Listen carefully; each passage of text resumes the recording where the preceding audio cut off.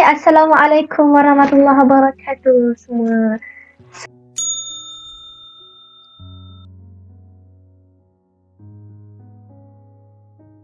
So, welcome to my YouTube channel, and today I will share with you guys about my hijrah journey. Ya, tak apa-apa lah. Alright, so sebenarnya hari ni Hana nak kongsi dengan korang the moment Hana mula diperkenalkan dan berjinak-jinak dengan pakaian yang lebih baik, insyaAllah. Contohnya macam tudung labuh, handsock, stocking, semua tu lah kan. And I will leave a very special and important message at the end of the video for those who are actually fighting to in their hijrah to become a better version of themselves day by day. So, korang kena stay tune sampai habis video, okay? Bismillahirrahmanirrahim. Okay, sebelum kita pergi terus kepada kisah hijrah Hanan tu, mestilah kita nak tahu kan, hijrah ni apa benda sebenarnya? Just a quick one. Hijrah ni daripada bahasa, maksud dia ialah kita perpindahan. So, kita boleh faham, hijrah ni kita berpindah daripada keadaan asal kita tu menjadi lebih baik. Senang cerita kita berubah lah. Contoh dia macam daripada jahat kepada baik, daripada baik kepada lebih baik, macam tu. Perjalanan hijrah Hanan kali ni ialah bagaimana Hanan mula diperkenalkan dengan pakaian yang seharusnya kita sebagai perempuan dalam Islam dipakai. Jadi dia start macam ni tau. Lepas je Hanan habis sekolah rendah, Alhamdulillah Allah takdirkan Hanan dapatlah tawaran untuk ke satu sekolah agama ni tau. And sebelum Hanan daftar kat sekolah tu, Hanan excited lah kan. Yelah, sebab tu kan sekolah agama. So memang set dalam kepala, oh memang kena pakai tudung labuh kan. Dia macam experience baru yang kita tak pernah buat sebelum ni. So Hanan pun pergilah satu kedai ni nak beli tudung hitam kan. Then Hanan beli tudung hitam tu yang Hanan rasa dah labuh tau. Tapi sebenarnya tak. Korang faham tak? Okay, macam ni. Hanan kan first time nak pakai tudung labuh. Sebelum ni tak pernah pun. And waktu tu bagi Hanan personally, kalau Hanan sarung je tudung, and tudung tu dia lebih bahu. Dia lebih bahu kan. Contoh ada lebih daripada sini, Hanan akan rasa tudung tu labuh, besar dan tak cantik nak pakai. So apa yang Hanan akan buat, Hanan akan cari tudung yang saja lebih kecil lagi daripada tudung tu. Astagfirullahaladzim. Yang tadi tu satu. Lepas tu yang kedua ni kan, pada sana adalah belikan tudung putih ni tau untuk Hanan. Then by the time Hanan sarung je tudung tu, Hanan punya reaction, ya Allah, sumpah labuhnya boleh buat jadi telekong. Then Hanan pun minta lah dekat parents Hanan. Hanan cakap, Hanan nak potong lah tudung ni sebab tudung ni labuh sangat kan. Then parents Hanan cakap, normal lah tu saiz dan kelabuhan untuk orang yang sekolah agama. Sungguh pun begitu. Saya masih berkeras dan juga masih nak juga potong tudung tu. Dan meratalah pergi cari tempat kan. Pergi cari tempat untuk potong macam pendek kan sikit tudung tu, tak nak labuh sangat. Dan Hanan nak share juga dengan korang, ada beberapa peraturan pemakaian untuk perempuan dekat sekolah lama Hanan tu. First of course lah, kena pakai tudung labuh. Tudung labuh dia tu, nak kata labuh dia tu, dia akan, tudung tu dia melebihi siku. Dan kalau kat belakang tu dia melebihi punggung. Okay, dan yang kedua pakai handsock macam biasa. Yang ketiga pakai stocking. Yang keempat kena pakai kain dalam kalau kita pakai baju yang ada kain, faham tak? Contohlah kita pakai baju kurung, kita wajib pakai kain dalam yang warna hitam, warna gelap lah better. Dan yang kelima tu, kalau kita pakai t-shirt, tak kisahlah t-shirt tu t-shirt riadah ke, t-shirt sukan ke, dia mesti labuh dia tu dia sampai lutut atau lebih lutut, macam tu. So korang dapat bayangkan tak macam mana ideal tu dia akan jadi. Okay, so Hana akan letak gambar dia dekat sini. Korang dapat macam tu lah dia jadi kan. Sebab kita kan dah sekolah kat situ, so macam nak tak nak kena ikut lah apa peraturan yang dia dah tetapkan. Kita kena sami anak atau anak je lah. Kita dengar, lepas tu kita taat. Dan dah beberapa bulan Hanan sekolah dekat situ, Hanan pun macam dah start jatuh cinta dengan penampilan baru tu. Dia macam dah rasa, best ni pakai tudung labuh, best ni try sarung handsock kan. Sebab apa tau Hanan nak share dengan korang 4 sebab. Okay, So macam first tu sebab kita rasa terjaga. Terjaga apa? Aurat kita lah terjaga. Aurat kita sangat-sangat terjaga dan tak dilihat oleh orang yang haram melihatnya. Yang kedua ialah sebab kita rasa dihormati, rasa terhormat. Maksudnya apa tau? Bila kita pakai pakaian yang sudah Islam gariskan, orang takkan berani nak buat bukan-bukan dekat kita. Dia bukanlah tak berani langsung, tapi percentage nak ganggu tu macam berkurang.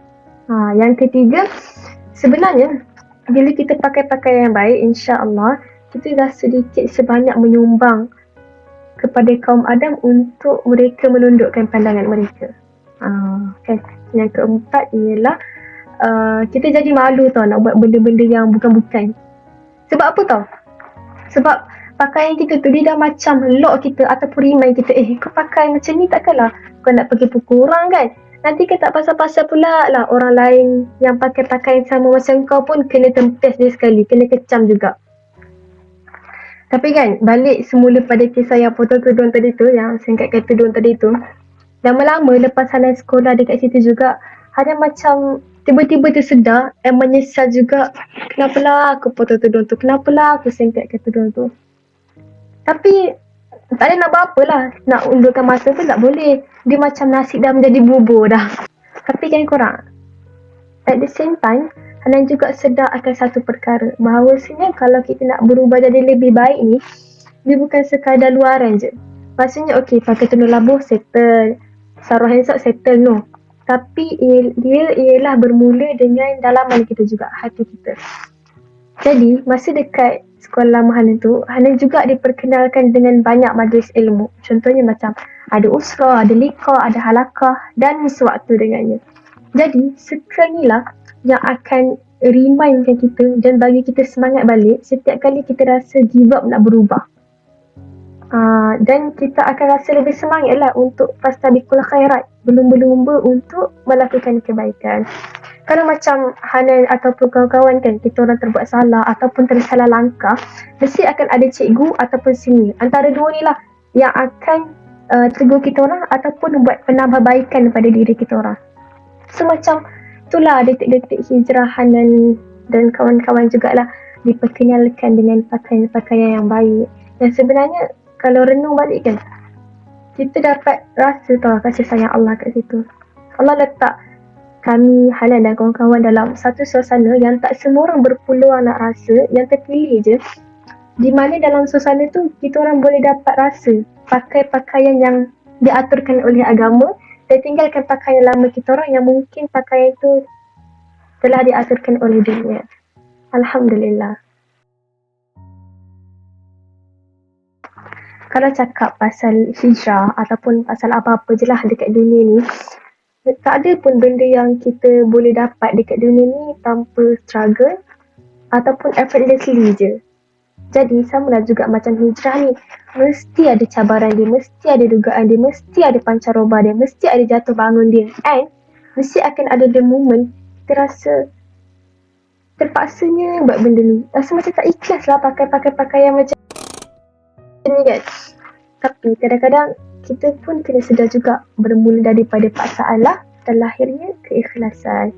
Jadi sebelum Hana start jatuh cinta dengan pakaian-pakaian yang macam ni, Hana pun adalah menghadapi beberapa cabaran yang Hana akan share dengan korang.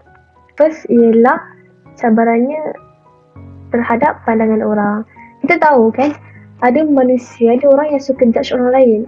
Kadang-kadang kan, kita ni dah move on dah daripada kisah silam kita, kisah dulu-dulu kita. Tapi orang lain yang belum move on daripada kisah silam kita tu. Macam mana? Risau. Jadi, apa yang kita nak kena buat? Kan? Nak respon macam mana bila ada orang yang belum move on lagi dengan kisah silam kita ni? Okay, yang tu kita boleh biarkan je. Sebab kita kena ingat satu benda ni.